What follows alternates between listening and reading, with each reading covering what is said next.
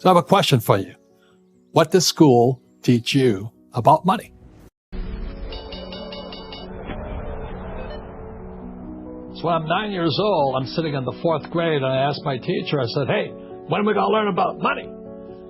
And my teacher smiled and she said, we don't teach the subject of money in school. Like I could almost hear her saying what my pastor would say, the love of money is the root of all evil. I said, well, maybe evil to you. But it's not evil to me. I want to learn how to make money. So I'd go home to see my poor dad. He's the head of education. And I said, when do we learn about money at school? And my dad says to me, we don't teach money at school. And I said, why not? He says, well, the government won't let me. I'm going, why doesn't the government teach us about money? So the question kept haunting me, why don't we teach the subject of money at school? And that's where it started. His dad, who was a head of education, said the government won't let them. This led to the author's curiosity about why schools don't teach about money. Schools don't teach about money because the government won't let them. The author's poor dad believed his college diploma was everything, while his rich dad believed his financial statement was everything. The rich use debt to buy assets and get richer. Rich Dad, Poor Dad is a story of two cultures, academic and capitalist. The author's poor dad was an academic elite, while his rich dad was a capitalist. 100 Languages. The book was self-published in 1997 and is now available in over. Saving money is not always the best option, especially when the government and the Fed are printing money.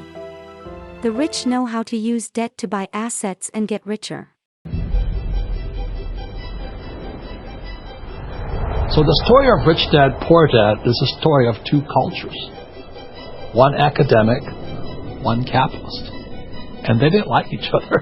Here's my poor dad, who was an academic elite, and my rich dad who says, you have to learn how to sell. What separated my rich dad and my poor dad were two pieces of paper. My poor dad thought his college diploma, his PhD, was everything. And my rich dad thought his financial statement was everything. But really what makes you rich is your financial statement. When I was in Sunday school, I learned a very important lesson. And what I learned is if you give people fish, you feed them for a day. And that's what we're doing all over the world today. We're giving people fish. Giving people fish only creates more poor people. Rather than give people fish, why don't we do what I was taught in Sunday school, which was teach people to fish. The cash flow club culture is to teach you to fish, but more importantly, teach you to be an entrepreneur so you can create jobs. When I was 9 years old, my rich dad taught me how to become rich by playing the game of Monopoly. And I didn't understand why I was playing this game of Monopoly. And one day, Rich Dad said to me, he says, there's many ways you can become rich.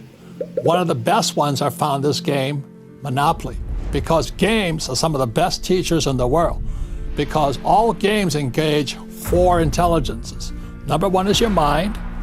Number 2 are your emotions, fear and anger and sadness. Number 3 is physical. I mean, how can you learn to walk if you don't fall down? And number 4 is spiritual intelligence. As Maria Montessori said, what the hand does, the mind remembers. The difference between the cash flow game and Monopoly is this here.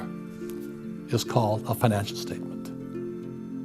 And a financial statement, as my rich dad always said to me, he says, my banker has never asked me for my report card yet. He said, when you graduate from college or high school, the banker wants to see one thing. They want to see your financial statement. Most people don't even know what a financial statement is, let alone how to read one. If you don't know where you stand financially, you don't know where your cash is coming from or going, it makes it very difficult to succeed in the real world.